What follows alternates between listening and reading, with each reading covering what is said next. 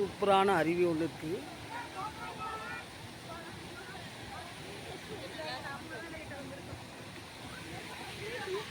சூப்பராக இருக்கலான்னு நல்லா இருக்கான்னு பாரு கீர்த்தி. நல்லா இருக்கா? நல்லா இருக்கா?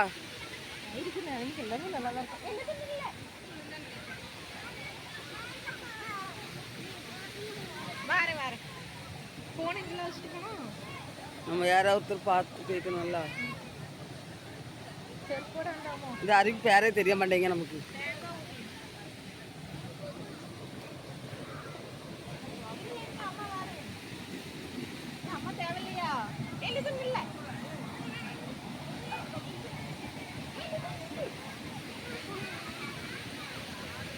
ஹாய் ஃப்ரெண்ட்ஸ், அன்பு சொந்தங்களே, நாங்கள் தலையணை அருவிக்கு களக்காட்டில் தலையணை அருவிக்கு குளிக்க போனோம். அங்கே 4 நாட்கள் பனியிட இருக்கிறதுனால அங்கே குளிக்க விட முடியன்ட்டாங்க.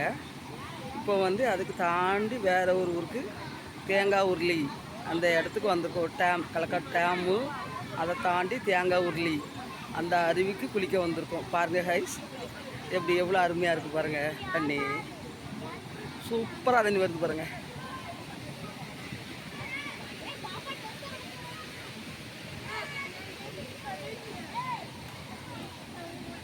ராஜாத்தி இதுதான் நல்லா அருவி மாதிரியே உழுது இல்லை தண்ணி.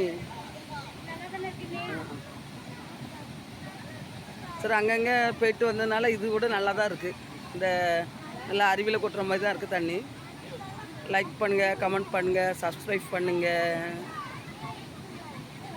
அன்பு சொந்தங்களே, நாங்கள் இப்போ குளிக்க போகிறோம். பார்த்தீங்களா எவ்வளோ அருமையாக இருக்குன்னு? பார்த்தீங்களா? செம்மையாக இருக்குது, தண்ணி செம்மையாக வருது.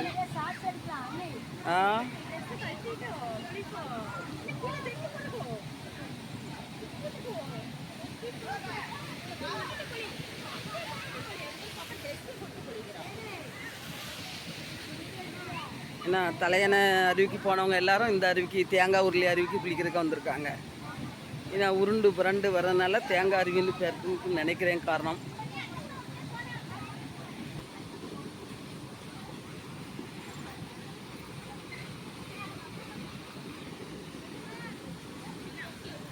இங்கேருந்து உருண்டு உருண்டு அடுத்த ஸ்டெப்பில் போய் அங்கே 3 பிரிவாக இந்த தண்ணி அருவி அழகாக அப்படியே போகுது பாருங்கள்.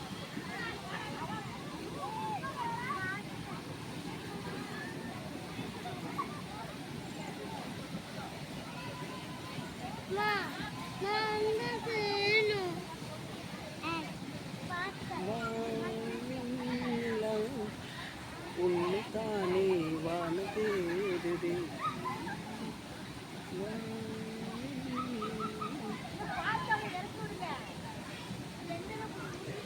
எப்படி இருக்கு? அருமையா இருக்கா? மூச்சு வாங்கிச்சா நடக்கும் போது?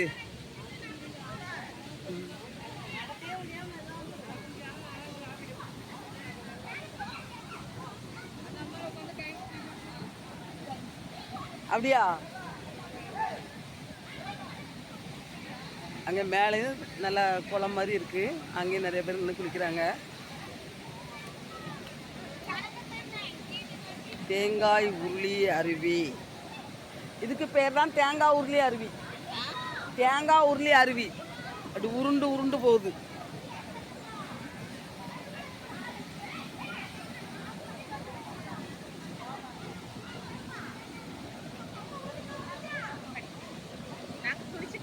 அப்படியா?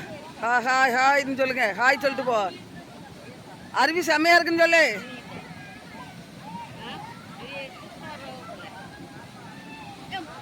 பார்த்து சப்பல்லாம் போடுங்க.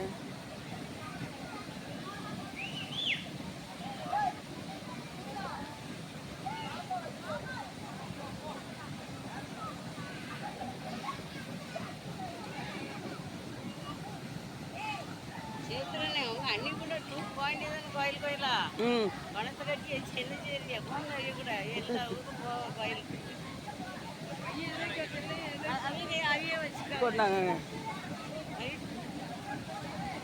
ஒரு 5 நிமிஷம் வந்தோன்னு அப்படியே போடுவோம்.